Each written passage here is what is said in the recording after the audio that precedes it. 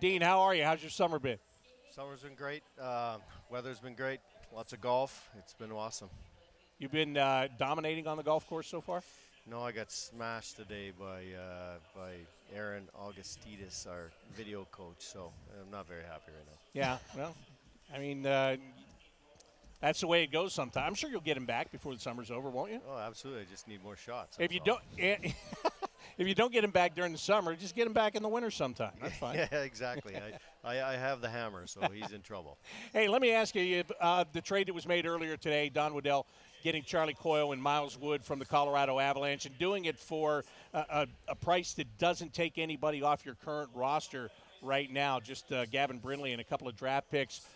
When you, and I'm sure you had conversations with him, when you're talking about those two guys, what do you like about what they're going to bring to your roster? The bite that both of them have. They obviously are veteran guys that have played in the league, can play. Clearly, they have a skill set, both of them, to play in the National Hockey League. But they got some grit. They got leadership qualities. I had Charlie Coyle in Minnesota when I was there. He's a quality person, obviously, quality player. But both play the game straightforward, physical. Will fit in both. I don't know Wood as well as Charlie, but, by all accounts, he's a great teammate as well. And when we're making these type of deals, obviously we want to get quality hockey players, but we want to get quality people that fit within our dressing room. Dean, you always say everything is earned, not given. Mm-hmm. You got to be looking forward to training camp and all the competition that's going to take place there. So what do you think these couple of additions plus what you guys will do in the coming days does for that, just the competition up and down this lineup? Yeah, 100%. And you know what? Our guys understand how we want to play now, systematically, competitively, and as you said, accountability and earning the right to play more minutes. And that's been established here.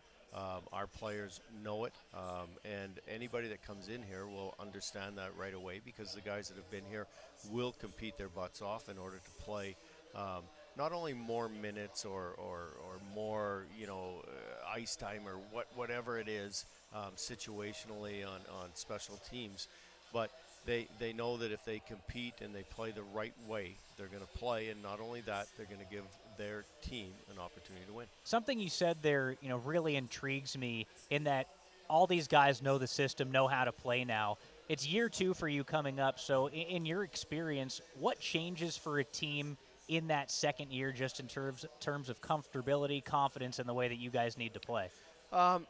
Yeah, systematically, it allows them to go out and play free, right? It allows them to go out and play the game, and react instead of think. I think the first part of the season we're thinking like how we want to play, and it's a different structure and what have you.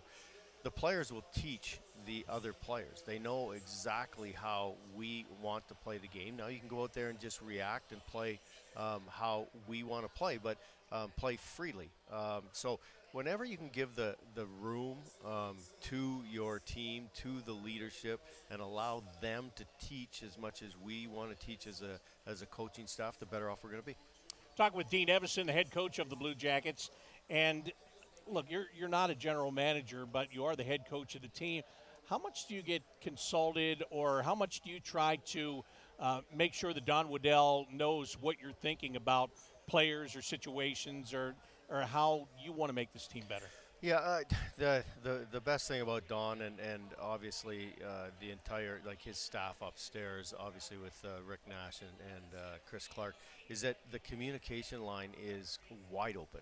We talk all the time, and that doesn't mean daily. We just communicate all the time about different situations and who we like and how we want our team to play each and every night. And then obviously it's their job to get us the players. When they get the players, they let us do our job as far as coaching the team. So I think it's a real comfortable situation for all of us. We're all on the same page, and we're here to win, obviously, now. And our ultimate goal is clearly the Stanley Cup. Unrestricted free agents, there's still some out there, and Don isn't necessarily done wheeling and dealing, by any means. But is that kind of a strange situation with you, because those are players that are your players or have been your players, but they might not be your players in less than a week from now? And I'm sure there's some of those guys that you'd like to have, but you don't have that control of whether it's going to happen or not. Well, yeah, it's a good point because, I don't get involved as a head coach or an assistant coach, and I talk to our coaching staff about that. Like, there's a lot of coaching staffs that are like, we got to get this guy, we got to get that guy, we don't want this guy to leave. Like, if Don has a question, he'll ask me, and I'll ask the group, and then we'll bring it to him. But it's again, like I said, it's their job to put the team together with our input clearly and communication, and then it's our job to coach when they get here.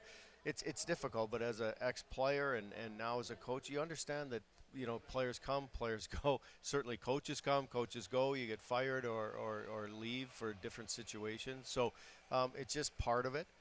You got to continue to be and have a positive mindset so that when and if players come or go, you give ourselves the best opportunity to have success.